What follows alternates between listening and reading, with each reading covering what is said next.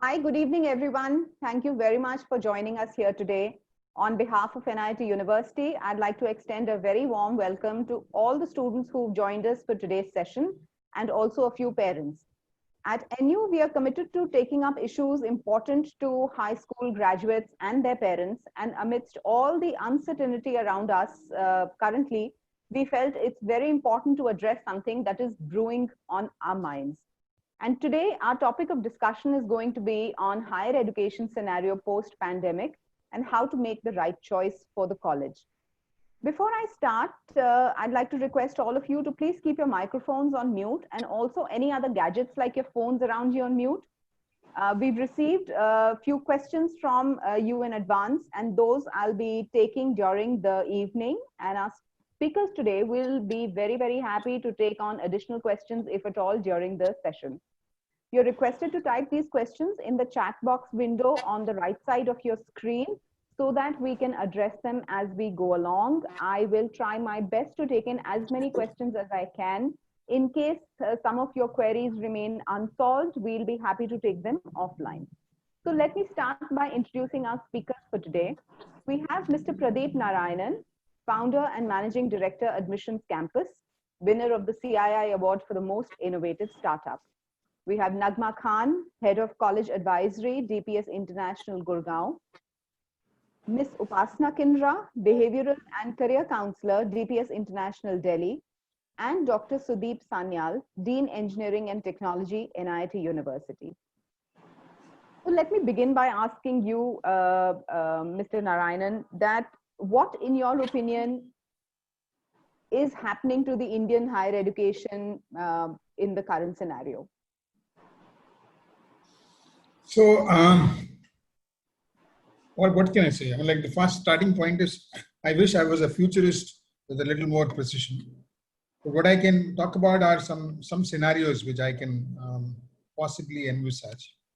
One scenario which all of us would like to believe and what we would want to see most likely is that the pandemic is over and in the next 2-3 months, and like all indications are that the viral is going away or it's subsiding, and we could kind of get our campuses to start, and students can come on board and study like nothing ever happened. But I guess that's not going to be the case in the sense that while the first part could be true, I still think that there could be a sense of disbelief amongst students and parents, not because they don't want to believe anybody, but because so many people have said so many things in the recent past that it's going to be difficult for many people to believe, and evidences will take time to come. But the fact is that also there'll be issues with the students and parents not even trusting campuses. They might just have issues about, is it going to be safe? What kind of things have been done by the universities? Are there some safety certificates or something like that?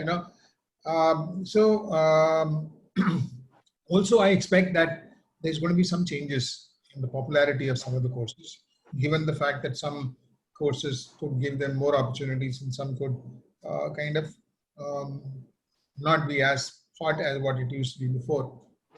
Two other scenarios which I can envisage. One is the fact that the pandemic is going to continue to rage as it is at this point of time, or get worse, in which case we see no live campus, but then digital campuses will be the order of the day, and I'm not going to elaborate more on that, but that's the kind of thing which we can see. And a third possibility is where you can see that by the time we get to August, September, we see a slowdown on the pandemic, and then we kind of get into the campus, start things, and then again it starts. So it's a kind of dilly-dallying mode, or maybe we can say a toggle situation. We are in a situation where of comfort, and then the next day we see the hell breaking loose, and then you go back to a different mode, and then again coming back. So the next 6 to 18 months could be something like that also, in which case then you can possibly see both the models, the campuses being active for the time when things are fine, and then it going digital, and then finally it going back to the correct thing. So what I can clearly see in this entire situation, doesn't matter what the state of pandemic will be, institutions which rapidly adopt and adapt to technology and new methods and new practices will be a necessity. It'll be absolutely super fast if they have to survive. Otherwise, they're not going to survive. So anything which was considered almost impossible will become really real. And whether it is to do with teaching methods, whether it is to do with campus life, whether it is to do with extracurriculars, I'm like everything will have to change to some extent, and that's what I expect the entire higher education system to present itself when you open for the new year. Okay. So, Professor Sudeep, we heard Mr. Narayanan talk so much about the fact that the whole scenario seems to be evolving very rapidly. You're head of engineering and technology at NIT University. So where do you see the whole digital mode of education fitting in right now? Okay.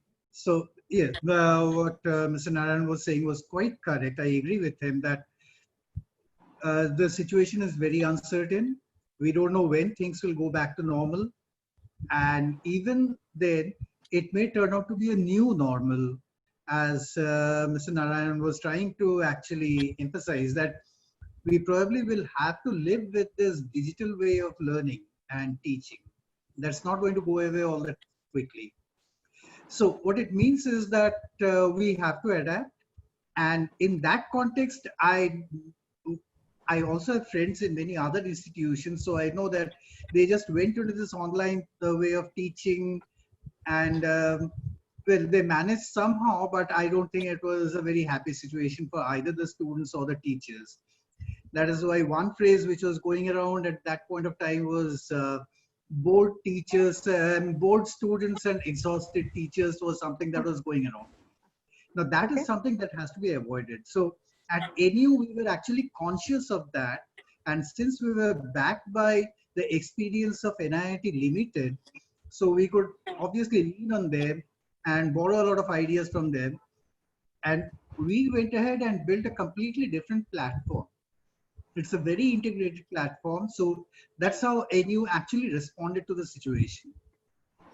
And we looked at the best practices being used in the rest of the world, where this sort of online education has been running for several years.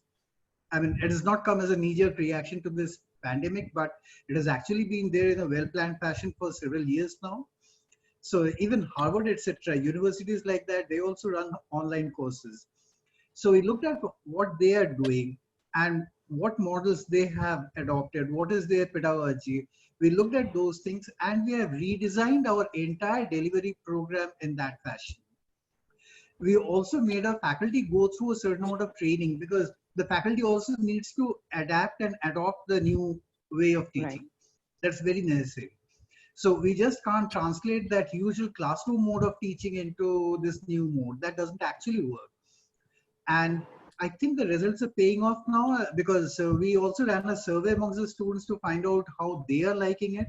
And it was a completely open-ended thing. And quite a lot of them said that, yeah, they are appreciating it. Of course, there were a few suggestions, this might be better or that might be better, which is perfectly fair. We are still learning how to do it.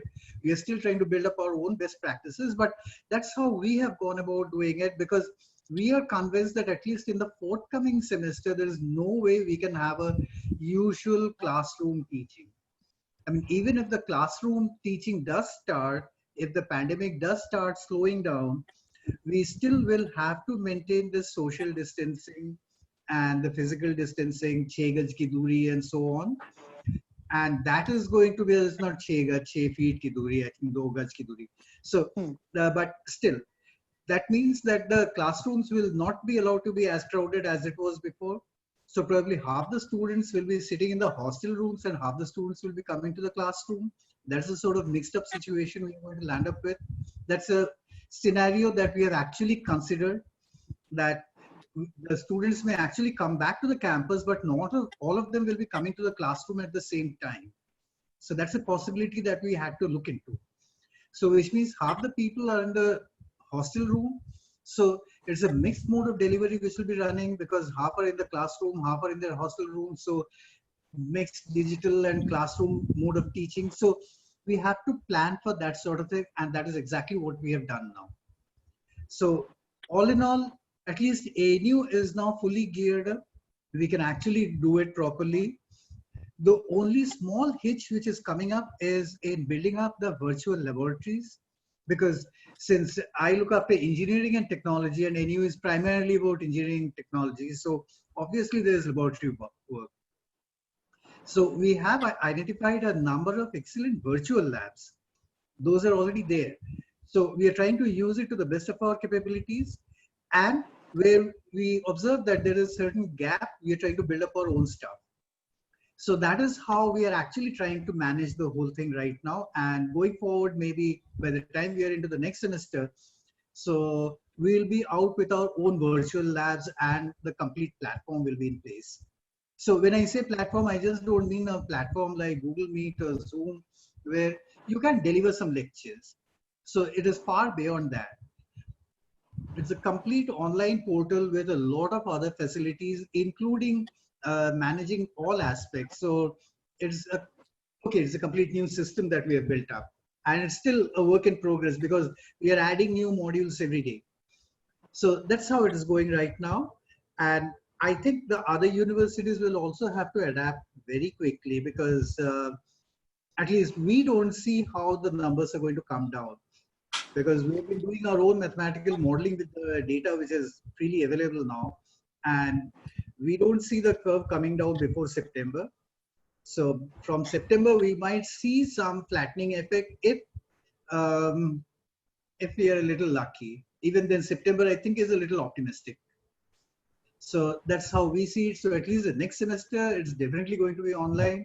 And in fact, I have been getting peculiar reports, especially from US and all that, that there are many class 12 students who are saying that they don't want to go into a college and do it in online mode. I mean, they're getting admission from very good universities, but they're saying that why should I pay $50,000 if I have to study from my home? So that is something that everybody has to think about. I mean, that's an operational administrative work, and that's something that everybody now has to start thinking about. Okay, thank you. Okay, maybe somebody else would like to elaborate on that. Sure. So Nagma, you're head of college advisory, and do you also sense something that Professor Sudeep was mentioning, that are parents going to be reluctant to send their children abroad this year? Yes, so, as Mr. Sanal was talking about, we saw ourselves from a world where we were talking about, being global, no boundaries. All of a sudden, we were diminishing boundaries. All of a sudden, we are in a lockdown phase. And parents as well as students, all of them are super anxious. A lot of them already had offers in their hands. And as Mr. Sanyal said, some of them are now, thinking about, why do I pay this X amount when what I'm doing right now is doing online learning. So a lot of them actually go abroad. A lot of them actually go for international admission because of experiences too. The whole college field, the new country, the diversity which they get from there. And that is one thing which now they are not very sure of. Apart from that, honestly speaking, everyone is scared. Whether it's a child, though students, if you look at them, they are young adults, they don't show, they come across as people who are, fine with everything, cool with everything. But that is deep down, they are scared. Their parents are equally, if not more scared, right? And that is, they are, even parents who were very clear in their minds that they are going to go for international education, or they are going to go for an education where they would happily would have wanted their work to go to some distance. and be in a boarding or have that experience. They are not very sure at this point. So it is the world is changing, and Mr. Narayan talked about if only we would have been a futuristic, if only we would have known what is going to happen in the future. Right now, a lot of us sit together, and what we are doing at the end is we are assuming. So we are coming up with we are trying to adapt and be flexible and come up with the best practices, but we are not very sure with what is the next term exactly will look like. I'm glad to know that at NU you have adapted to to these practices, so that the whole burnout of teachers and the boredom of students is something you are taking care of. It is very, very important, and that is what I think parents and students need to know too, because what now will happen at this point, the defenses are up of people who are seeking education. They would like to, how it is when you are not very sure of what the future entails. You become more defensive. You become, you start looking at things with more skeptical eyes. And that is what is going to happen, because this thing is not going to away. So rather, we have to live with the pandemic. We really can't think of when this will end. So that is not going to happen. So the best way forward is to equip yourself. And that is what I think educators are also, educators who are helping students placement, and parents and students are actually looking at. They are looking at which universities or which colleges are equipped with the best possible way to deal with this scenario, which is so unprecedented. So that is where we are at this moment. We are not very sure. There are a lot of very good offers with the students. Universities have also given them extended deadlines. And right now that is what is happening. But with the way the world is going at this point, I think most of them will like to stay closer to the family, closer to where they are. And that is the trend we are seeing at this point. That's a very interesting point that you made, Nagma, and we'll come back for more on this.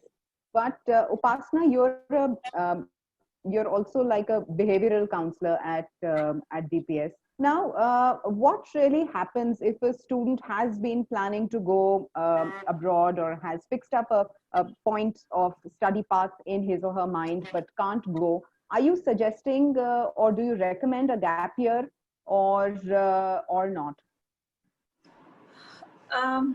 Like Nagma said, and there is uncertainty, and the parents and kids are a little scared.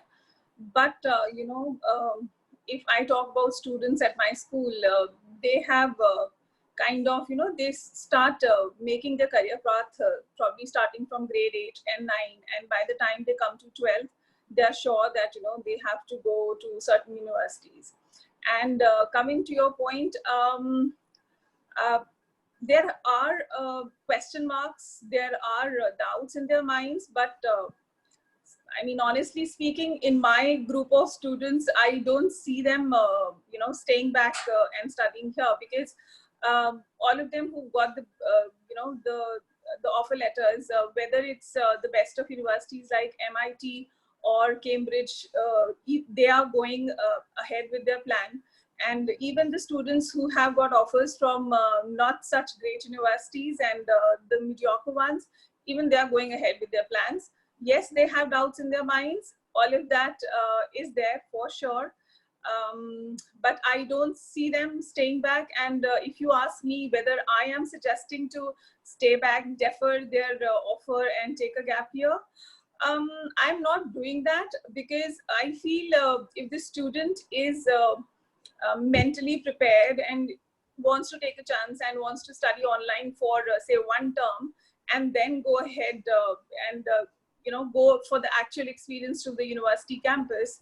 So I am myself not asking him to defer. But yes, if in case there's a student who comes and who's really scared to move out, taking a gap year is not an issue, because that gives you more time in hand, where you can build up your skills and become more confident, and then go ahead with whatever you planned. So to each his own. It's just that in my experience, I haven't had such queries from a student where they would want to defer. They are actually looking forward to going ahead. In fact, one of my students has already started with Cambridge, and he knows he's going to study the entire term online with Cambridge. He's okay, because he says that at the end of the day, I know that this is not something forever. So this pandemic is going to go. So his dream was to study in Cambridge. So he said that I will go ahead, and whenever this online thing goes away, I'm going to go, because pandemic is everywhere, whether it's India or outside India. In fact, I feel in India the surge is coming. And when we look outside, there are many countries where the peak has come and gone, and maybe it comes second time, but who knows? So kids are taking chances. I mean, the ones I know, they're taking their chances. Okay, that's nice, Upasna. So I'm just going back to, again, Mr. Narayanan, where we started. So what factors do you think are important should the students for the batch of 2020 admissions consider while taking a decision about the kind of college that they want to get into? Or what's going to be really on their mind? Okay, some top of mind points which I can think of. First and foremost, I mean, like we talked about online being the kind of standard almost, like everywhere, it doesn't matter whether it is India or some other part of the world, you will have digital interaction. That's the large part of it. So it's not about just online courses, but it's the institutions which give them seriously very good virtual support in the form of guidance, in the form of communication, or whatever else a student requires in addition to the normal online courses, something which is going to be very, very critical. And a vanilla course, saying somebody delivered something, either it's pre-recorded or whatever, is not going to fly for too long. That those are interim solutions when we kind of got faced with a situation very suddenly. But on a sustained basis, like Professor Sanyal was saying, a total solution, I mean, which includes labs and everything else, will be the situation. Remember, I mean, like whether it is a student or the education institution, we are in the same storm. Okay, so the only thing is that I guess we are sailing different boats to get to our destinations, right? So everybody is sensitive to the fact that the other person is looking for something different, and there are some things which will evolve. The other big thing is that we just heard somebody saying about the digital divide. Yes, that's going to be something which is very serious. So any institution which is going to help bridge that digital divide, whether it is in the form of lending hardware or helping people with their bandwidth and stuff like that, it's going to be very, very important. One of the other things which the universities are going to face is serious financial challenges. So therefore, anybody choosing an institution seriously has to look at the financial credibility of the institution, because you don't know how many of them is going to get past this period of time, particularly 2020, and therefore it's a very important consideration when they are making a choice. I can think of top of mind two other points. One is that seriously, every institution needs to be flexible about the way they're going to go about this entire year, very sure, and the subsequent years as well. So the flexibility of allowing a student to be in class and outside class doing a digital interaction, like Professor Sanyal was saying, that NU is considering that. Possibly that's going to be the order of the day. So whether they are in the same campus, or the student might, some of them might choose saying that I don't want to be in campus, I will be away, and some students can be saying that I'm happy to be in campus. So the blend of that and the flexibility which the university offers is going to be very, very important. Also, I mean, like the fact is that it's not just conducting classes, but the whole assessment process is going to be very, very important. And that's going to change. That's going to change because there are many things which will get done better in a virtual environment, and there are some things which are not going to be as good. So that changed as well.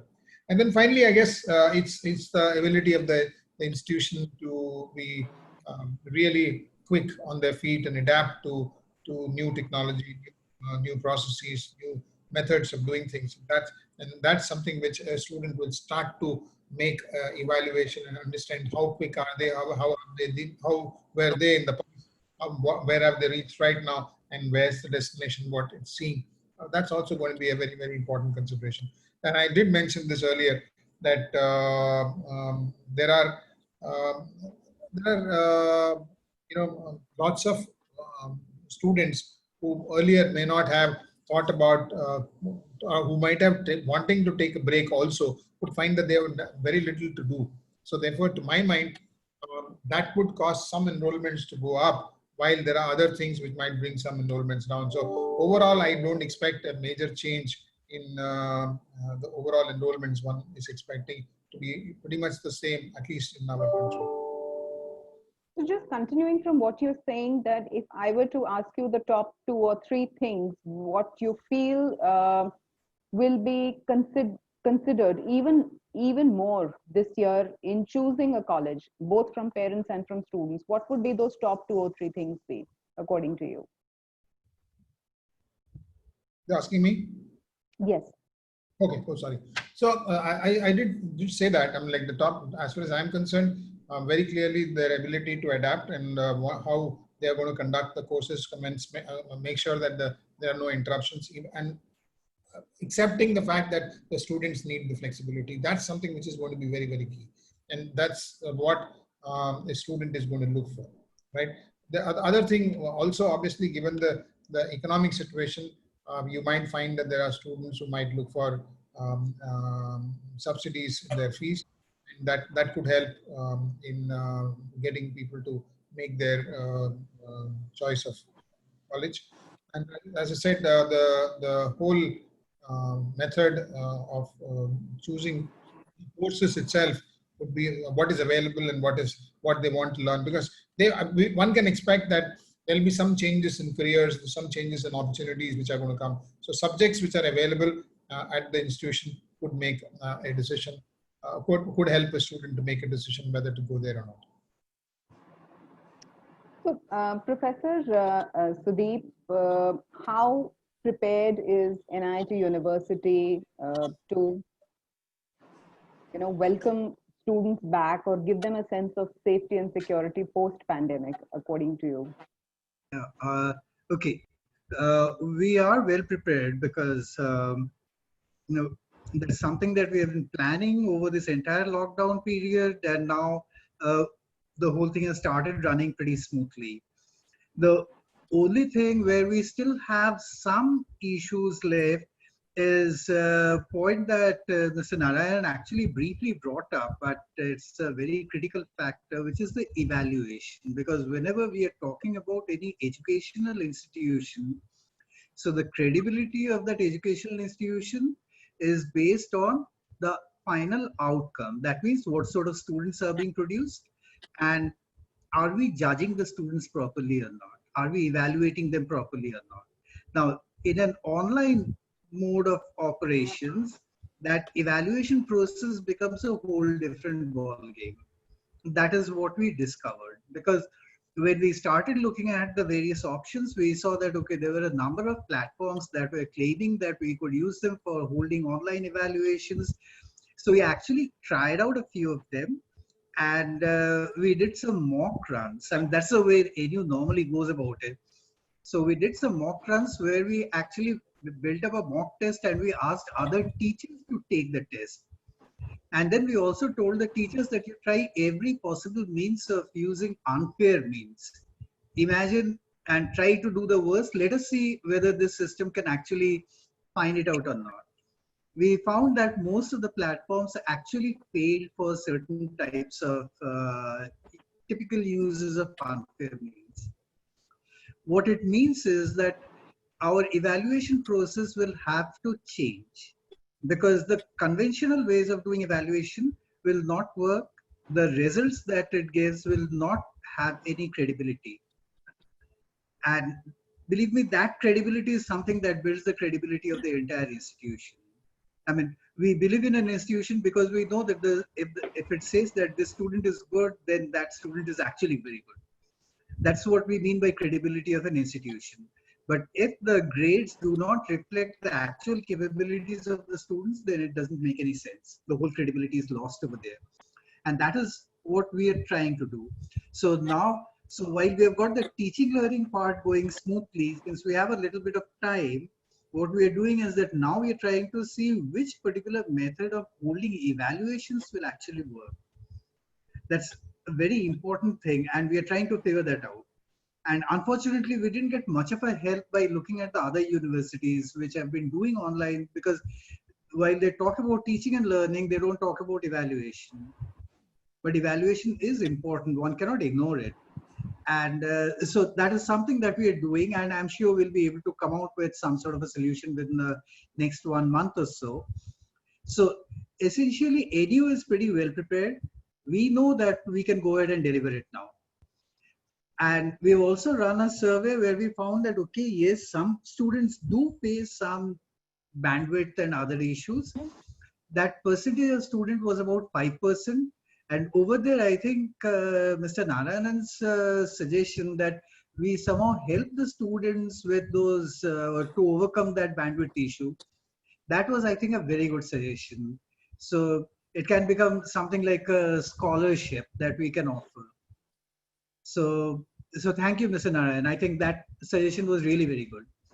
So, and something that any would probably love to do, because we do want our students to enjoy the learning experience, and we also want to make sure that it's a level playing field. So everybody is on the same footing. Everybody gets the same opportunity. That's something that NU strongly believes in, and so that is why your suggestion of, I think we'll be supporting maybe 5% of the students, which probably NU can afford to do. So we might accept your model. I think that's a good idea. Great. So,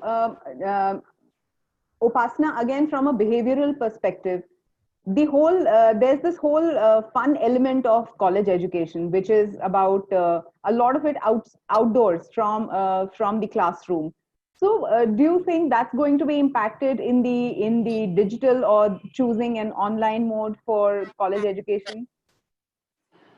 Of course, I mean, that has impacted their lives tremendously. And, I'm not talking just like a counselor, I'm talking like a parent. I have a son who's in college and who's with me right now because he cannot stay at college presently.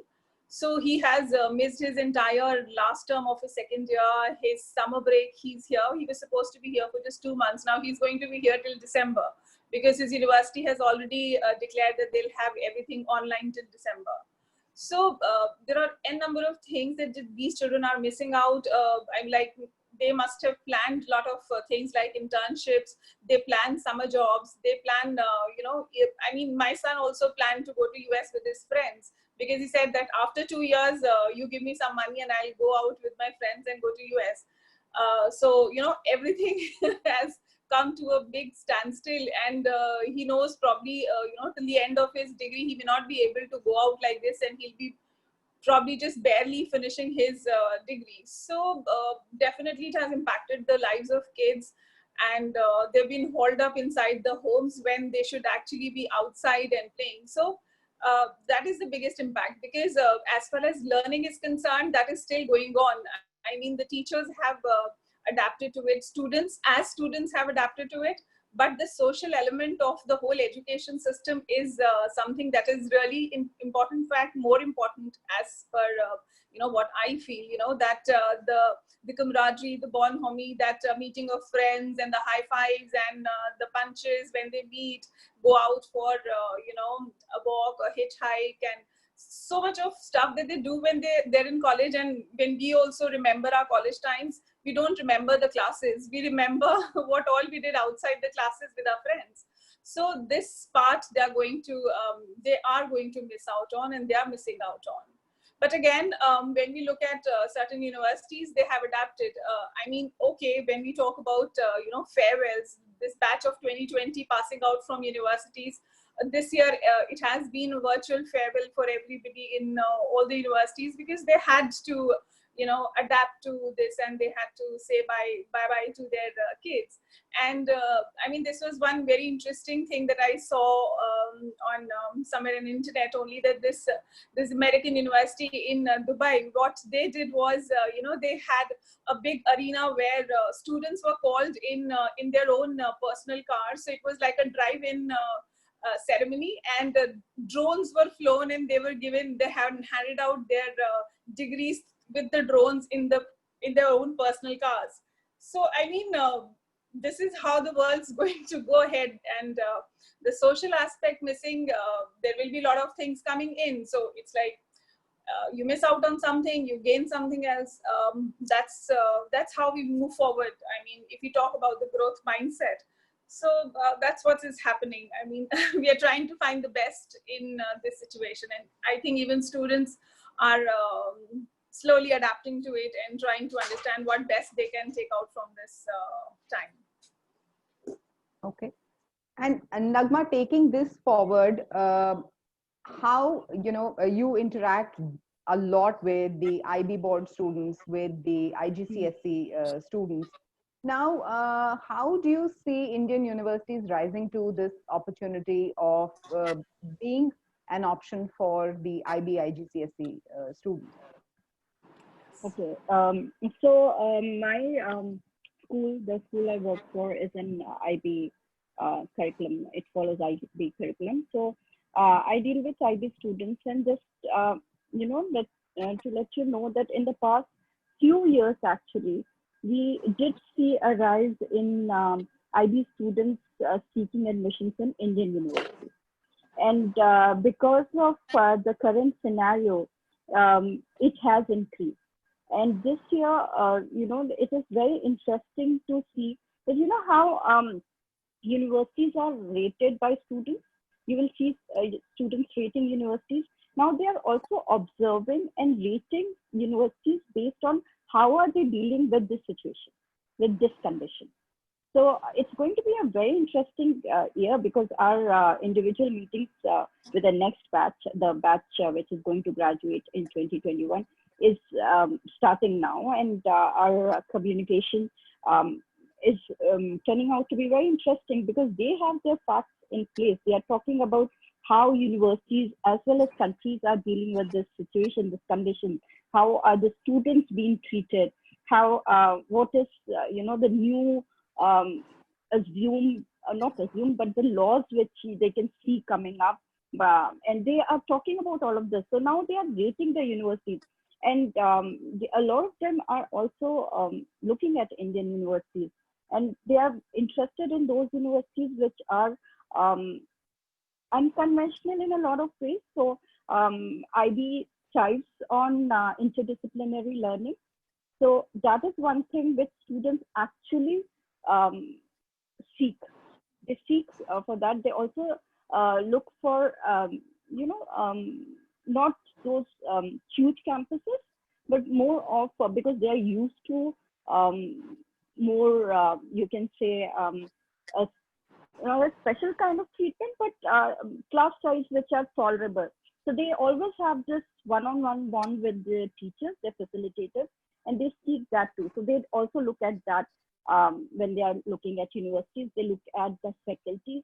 They look at what kind of infrastructure that particular university or college has. And those are the things they are seeking. They are seeking at, they are looking at certainly how they during this time, has the college risen up to the fact of considering them as not mere digital citizens, but people who still have their that emotions which Upasana was talking about, that they are missing those things. So examples of how universities or colleges are making them feel special as human beings. So these are the things they are doing, and it's very interesting based on our communication to see they are actually making their list, and they are considering this condition.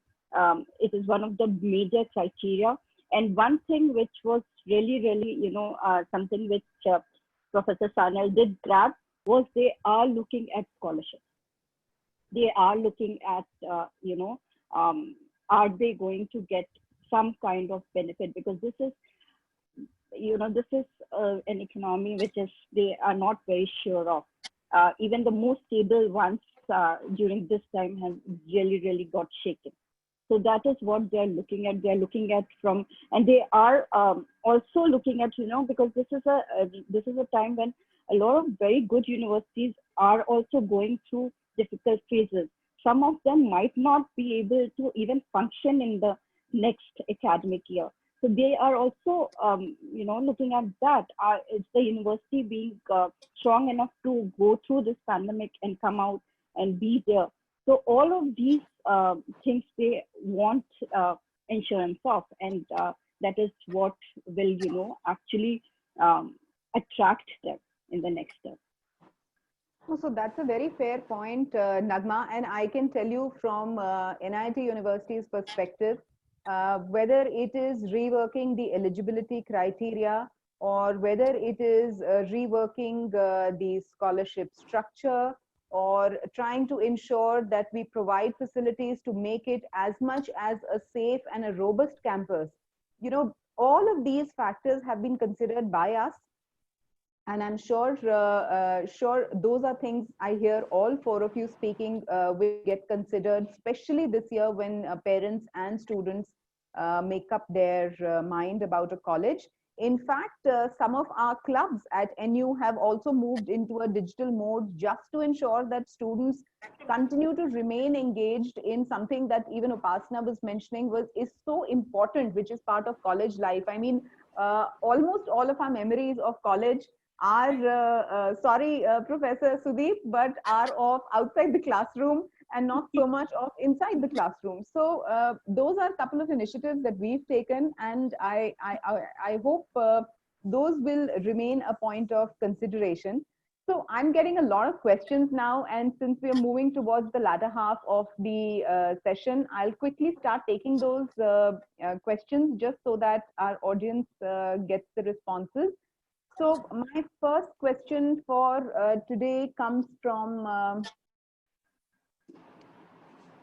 Abdul in the audience and gets directed to you, Mr. Narayanan, who's keen to know, is the institution important or the course important for getting good placements as a career? So I assume he's looking at a very long-term perspective. Could I request you to answer that, please? So I don't think there is a right answer to that.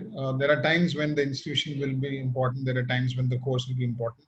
So that depends on what is that which you are trying to do and how you are trying to support your long-term career objectives. So there are, say for example, there is a course available and in two institutions.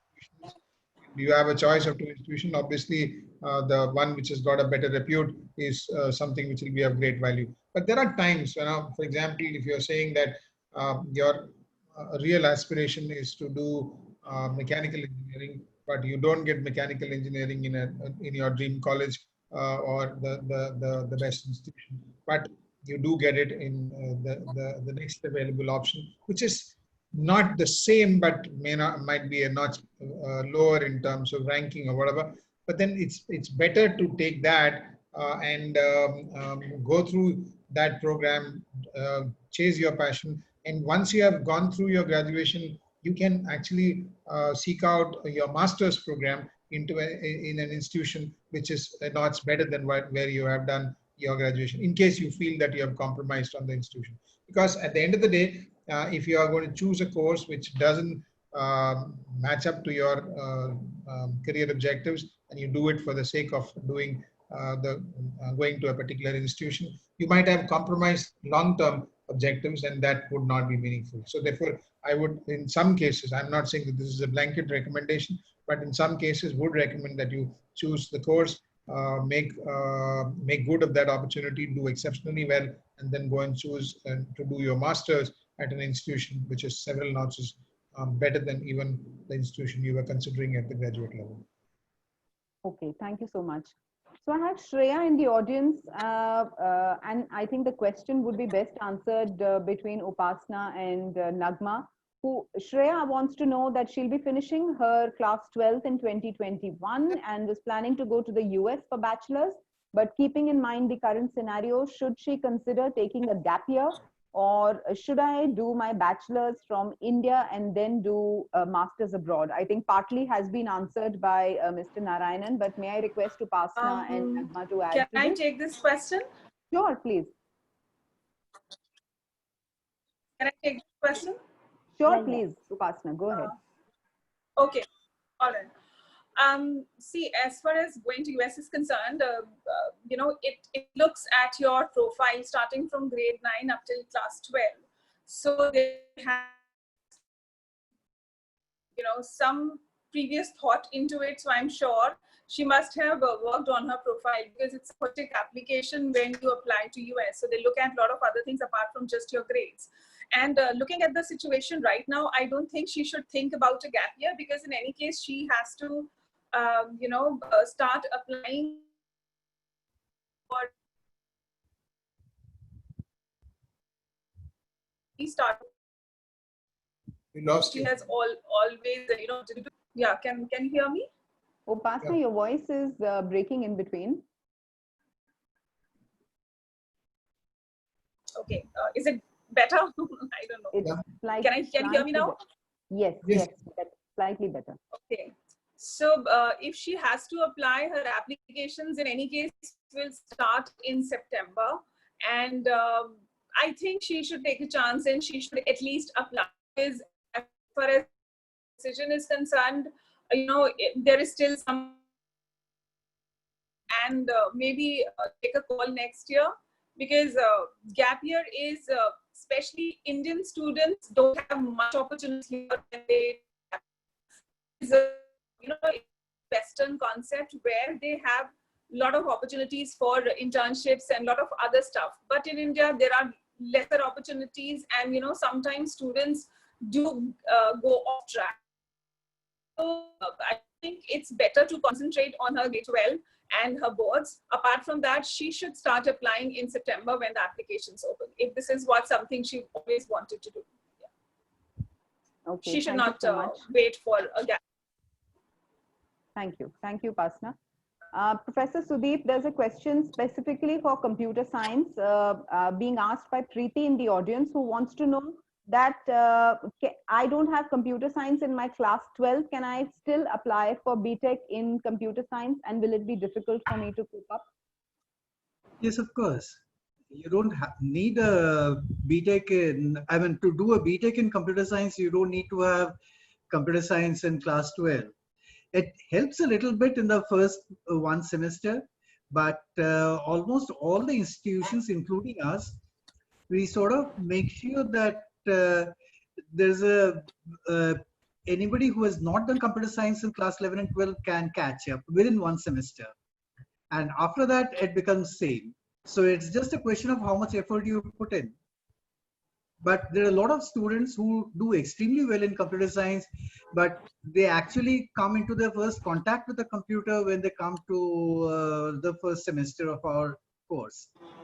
But they do very well at the end of the day. So you can do it. That's not a problem. So just to add to this, Preeti, for computer science, the eligibility criteria that we consider as well at NU is physics, mathematics, and English. So if you have a combination of these subjects, then please feel free to apply. And like Professor Sudeep mentioned, that it's not mandatory for you to have computer science as a subject. Now, I have a question from Chakradhar in the audience, who wants to know, is there a percentage to apply in computer science? And Nagma, I think the student could be from the IB board, because wants to know that I don't have chemistry, so doesn't seem to have chemistry, and can still apply for computer science as a branch. Okay, so in IB diploma program, which is the 11th and 12th of IB, students will have English, so that is there. students will have one or two sciences from bio, physics, and chemistry. A lot of times when a student is interested in computer science or engineering, they take physics out of it. And a lot of times if they are not going for JEE, they are fine with physics, and maths is also compulsory in IB. So a student then has, even for NU, English, physics, and maths. But in IB, it's higher and standard level. So most of the universities, they want higher level maths for engineering or computer science, and physics higher level. So I don't know whether he has the higher levels. Even some of the universities are fine with physics standard levels. So that is the combination which they want, and we always encourage that. And a lot of universities, as Professor Sanal said, that they don't even want computer science. I have not seen even one university asking for computer science for a computer science engineering or a computer science course, because and some of the universities have gone ahead and clearly told us that we don't want computer science, because a lot of times we have to undo what the students have done in class 2. So Right. it is maths and physics which they want basically. So yes, in IB, a student needs to have science and from science group physics at least. From maths is compulsory, and English is compulsory. So that is one thing which is there from the IB course. Can Okay, I add thanks. something here, Monisha? Please, Upasna. Actually, I'm talking from experience, because I have seen students who have gone and taken, computer science without actually studying any time in school. I'm not saying that they should definitely take it as a subject, but they should know what computer science actually is, because computer science is something, everybody wants to do, because they've heard that people who study computer science do very well in life, but they really don't know what they will actually do when they're a computer scientist. They will have to do the coding and whatnot, the languages and everything, because I have seen n number of students who have taken up computer science, and when they enter into their jobs, they do everything else except coding, because they never thought that this is what computer science will be. So I think they should get at least familiarity by some online course or something. That's perfectly fine, and at least they'll get to know that what they are getting into. So even if they don't study in school, they should get some familiarity with it before going ahead with such a big degree where they are going to actually studying serious coding. So they should know whether it is the right fit for them or not. For that, they need some exposure, a little bit, maybe an online course or something. Great, thanks. But I'd just like to add, like I mentioned, that at NU we don't have computer science as mandatory. However, we do have mathematics as mandatory to apply to a computer science program, and nor is chemistry a mandatory subject for either computer science or ECE. So let me just quickly move on to my next question, and could I request Mr. Narayanan, for you to be able to answer this. This is from Anjana in the audience, who wants to know, will the colleges still have cutoffs this year? Yes, there will be cutoffs, because there has to be a method by which they will select students or reject students. So whether they use an entrance examination, or they use eligibility criteria, or use a cutoff, all those possibilities will exist. They could also introduce personal interaction, or other methods of selection. At the end of the day, what does the cutoff do, or any of these things do? It helps a institution to choose the students who are going to sit in their classes.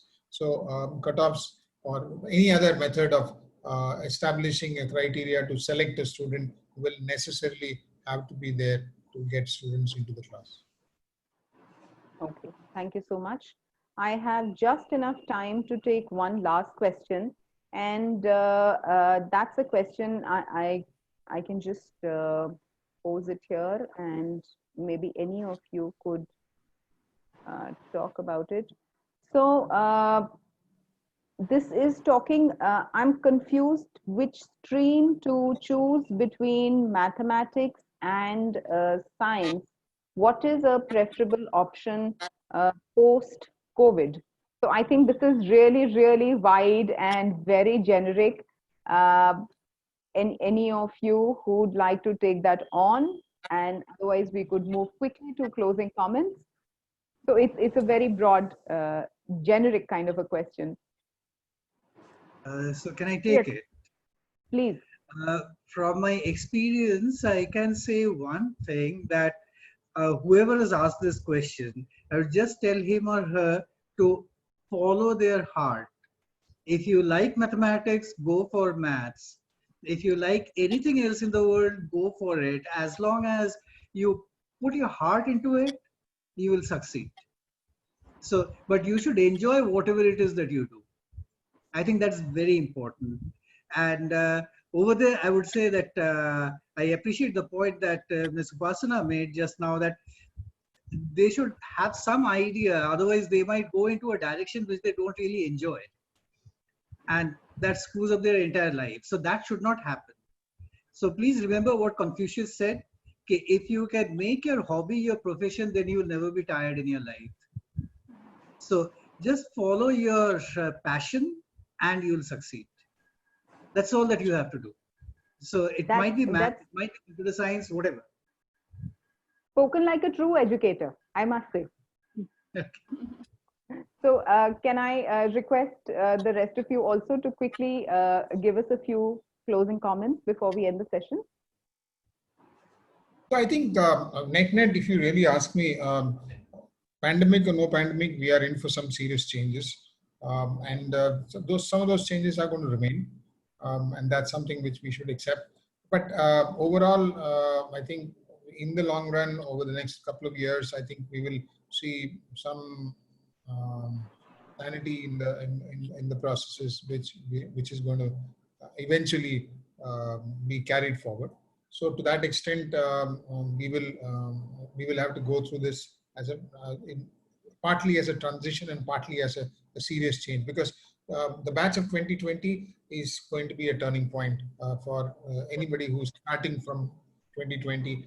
When they go out to the world, they are the people who are going to be the torch bearers of the change which they're going to bring, because many things which have never been talked about, heard, or done, they are going to do. And I would see that optimism in the batch of 2020 who's going to start from now, not graduating now. So people who are getting into college, they are going to be the leaders in doing many things which are the most unusual things. And that's the optimism with which I would want to believe that this year many students who get into university are going to start. Thank you. Thank you so much. Yes, so I'll, I will, I believe in, I follow Rita Wilson's one line in which she says that every child needs a champion. And that is one thing which has become more relevant during this era. This is an era, I'm glad that we are being very positive, but at the same time, this feeling of isolation is something which can, very rapidly can wrap around you. And that is why we need to not lose the connection with our students. And that is as educators, our responsibility has grown.